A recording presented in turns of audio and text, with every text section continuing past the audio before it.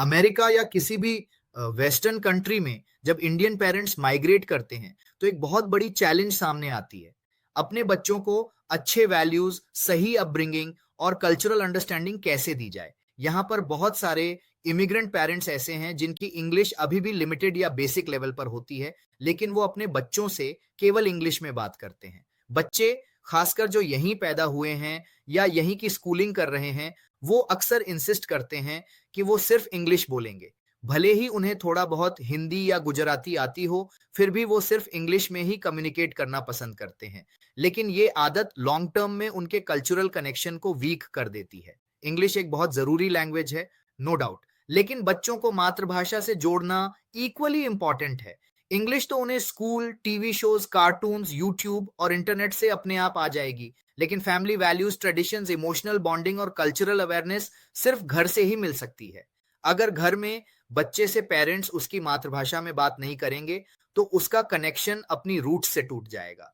कई बार देखा गया है कि चाइनीज, स्पेनिश या दूसरी एथनिक कम्युनिटीज अपने बच्चों को फ्लुएंटली अपनी नेटिव लैंग्वेज सिखाते हैं और वो बच्चे प्राउडली बाइलिंगुअल होते हैं। हमें भी यही अप्रोच अपनानी चाहिए। बच्चों की पर्सनैलिटी का बेस उनके घर से ही बनता है। पेरेंट्स जो कुछ करते हैं, जैसा व्यवहार रखते हैं, बच्चा वही ऑब्जर्व करता है और अडॉप्ट करता है। अगर आप ट्रैफिक रूल्स इग्नोर करते हैं, सीट बेल्ट नहीं पहनते, पब्लिक प्लेसेस में इरेस्पॉन्सिबल बिहेवियर करते हैं या स्मॉल सिविक मैनर्स को अवॉइड करते हैं, तो बच्चे उसे नॉर्मल मान लेते हैं। जब आप ग्रोसरी स्टोर में कार्ट को सही जगह पर रखने की बजाय कहीं भी छोड़ देते हैं या क्यू तोड़कर अपने काम जल्दी कराने की कोशिश करते हैं, तो वो भी इनडायरेक्टली एक लाइफ लेसन बन जाता है। और वो लेसन होता है शॉर्टकट लेना। बच्चों को एथिकल और डिसिप्लिन्ड बनाना है तो सबसे पहले पेरेंट्स को खुद डिसिप्लिन्ड बनना होगा। अगर आप रात में देर तक बिंज वॉच करते हैं, डिनर लेट करते हैं, सुबह देर से उठते हैं, तो नेचुरली बच्चा भी सेम रूटीन फॉलो करेगा। Time management, routine discipline, early sleeping and waking, ये सब पेरेंटिंग के बेसिक फाउंडेशंस हैं जो सिर्फ कहने से नहीं, डेली प्रैक्टिस से सिखाए जा सकते हैं। घर के छोटे छोटे टास्क्स में बच्चों को इन्वॉल्व करना शुरू कीजिए, जैसे खाना खा लेने के बाद यूटेंसिल्स किचन में रखना, गार्बेज को शेड्यूल्ड दिन बाहर रखना, टॉयज को इस्तेमाल के बाद सही जगह रखना, वैक्यूमिंग और क्लीनिंग के छोटे कामों में हेल्प करना। इससे ना सिर्फ रिस्पॉन्सिबिलिटी की सेंस डेवलप होती है, बल्कि बच्चा समझता है कि वो फैमिली का एक एक्टिव मेंबर है। बाइलिंगुअल अपब्रिंगिंग भी बच्चों के डेवलपमेंट के लिए बहुत फायदेमंद होती है। रिसर्च में यह प्रूव हो चुका है कि बाइलिंगुअल बच्चे ज्यादा कॉग्निटिवली शार्प होते हैं, प्रॉब्लम सॉल्विंग में बेटर परफॉर्म करते हैं और इमोशनली भी बैलेंस्ड रहते हैं।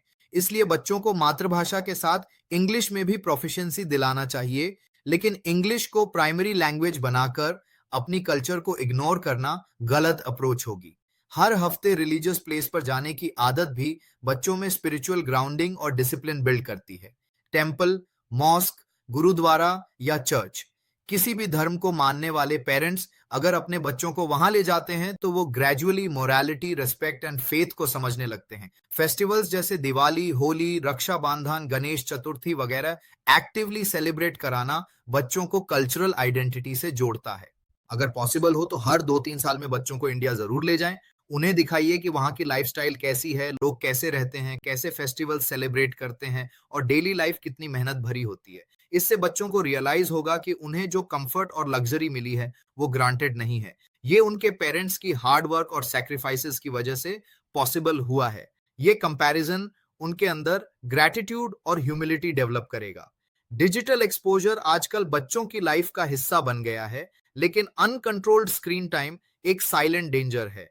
बहुत सारे पेरेंट्स अपने कंफर्ट के लिए बच्चों को आईपैड या फोन दे देते हैं ताकि वो बिजी रहें, लेकिन बच्चों की मेंटल डेवलपमेंट अभी इमेच्योर होती है और सोशल मीडिया या इंटरनेट पर जो भी कंटेंट अवेलेबल है वो उनके लिए हार्मफुल हो सकता है।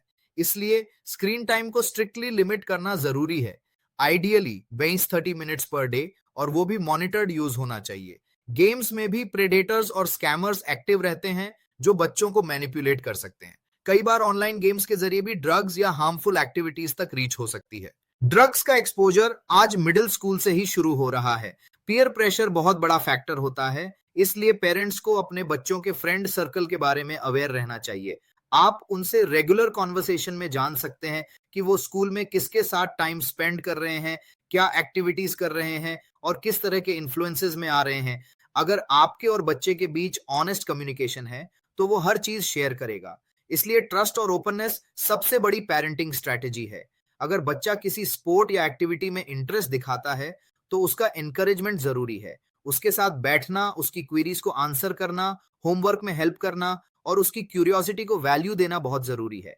अगर आप उसे बार बार इग्नोर करेंगे या ये कहेंगे कि अभी मत पूछो, बाद में पूछना, तो धीरे धीरे वो आपसे इमोशनल डिस्टेंस बना लेगा और फिर गलत सोर्सेज से जवाब ढूंढने लगेगा।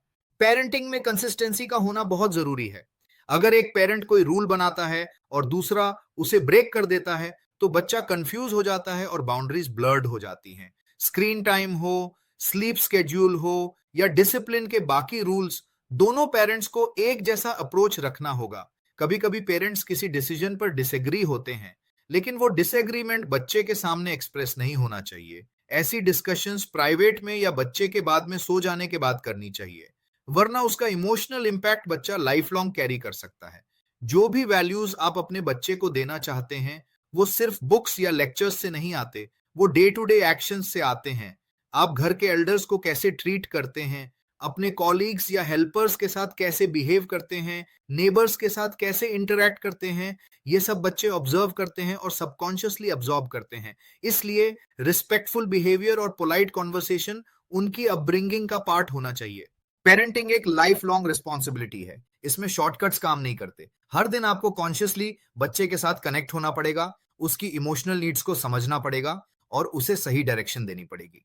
अगर आप ये सारे एफर्ट्स कंसिस्टेंट वे में करते हैं, तो बच्चा बड़ा होकर एक रिस्पॉन्सिबल, इंडिपेंडेंट और सेंसिबल इंडिविजुअल बनेगा, जो सिर्फ एकेडमिकली नहीं बल्कि एथिकली और इमोशनली भी स्ट्रांग होगा।